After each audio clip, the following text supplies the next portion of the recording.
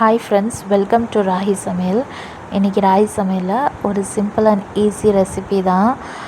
இன்றைக்கி சண்டே வந்து பிரியாணி செய்யலாம் அப்படின்னு சொல்லி யோசித்தேன். ஆனால் வந்து vegetable biryani. So carrot, beans, உருளைக்கிழங்கு எல்லாமே இருந்துச்சு. ஸோ அது மீதி இருந்த கேரட், உருளைக்கிழங்கு, பீன்ஸ் வந்து பொரியல் பண்ணிட்டேன்.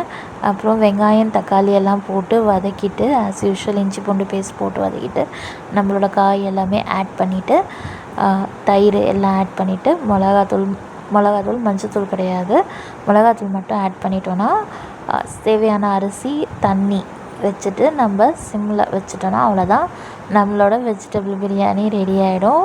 புலாவ்னு சொல்லலாம், வெஜிடபிள் பிரியாணின்னு சொல்லலாம், நம்ம வைக்கிறது தான் பேர்.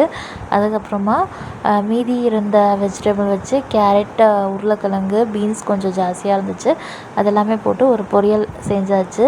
அதுக்கப்புறமா முருங்காய் வச்சு ஒரு கூட்டு மாதிரி செஞ்சுட்டேன்.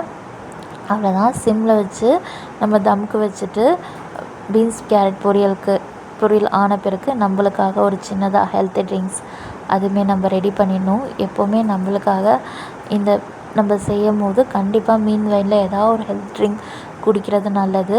இப்போ வந்து கேரட்டும் நல்லா வெந்துருச்சு, அதுவுமே எடுத்து ஓரமாக வச்சுட்டு முருங்காய் கூட்டுக்கு ரெடி பண்ணிகிட்ருந்தேன். ஸோ முருங்காய் கூட்டு வந்து வெங்காயம் வந்து வதக்கின பிறகு தக்காளியை அரைச்சி ஊற்றிடணும். மிளகாத்தூள், தனியாத்தூள், மஞ்சத்தூள் போட்டு கொதிக்க வச்சிட்டோன்னா சிம்மில் வச்சு முருங்காய் கூட்டு ரெடி ஆகிடும். அப்புறம் புதினா தொக்கு அது ரெடி பண்ணுறதுக்காக புதினா நல்லா வாஷ் பண்ணி எடுத்துகிட்ட பிறகு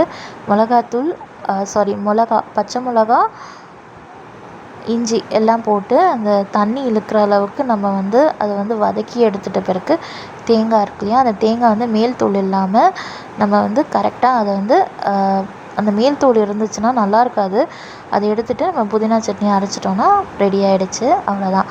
இன்றைக்கு உண்டான simple and easy lunch menu try பண்ணி பாருங்கள்.